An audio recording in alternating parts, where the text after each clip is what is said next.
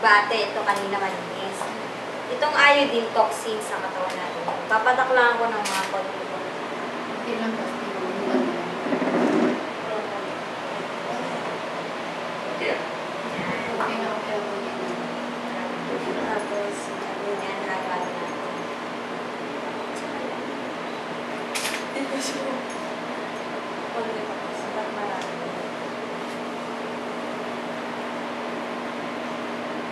Yan, haluan ng mga usok. Yan na yung dugo natin nung nag-tayo. Dahil sa toxin. Dahil sa toxins. Tapos, itong vitamin C.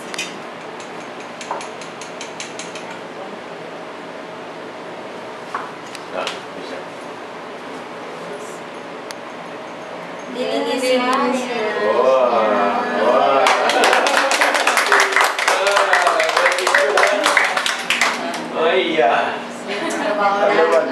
Okay ba? Okay ba? Wow, yes, yes. Number one, ha?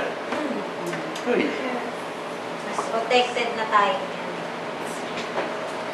Tapos yung next naman is yung leskin. Ito naman yung sa mga inaalis yung mga nakukonsume natin mga taba-taba.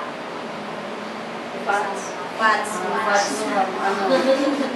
Mahilig tayo sa Baboy. fats. Big. Pork chop. Lalo na yung crispy pata. Crispy pata. Mga lechon. Sarap. Masarap pero nakaka-high blood. Diba? Ito yung oil. Yung katawan natin na may oil.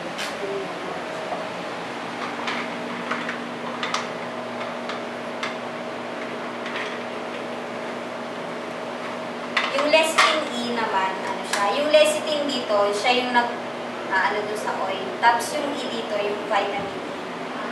Okay, kasama na siya. Antioxidant yung vitamin.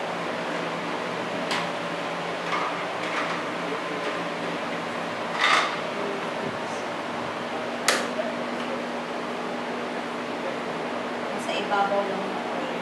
Kasi di ba yung tubig, hindi talaga siya mahalo siya. Yung ano natin, yung katawan natin, nandun na yung mantika.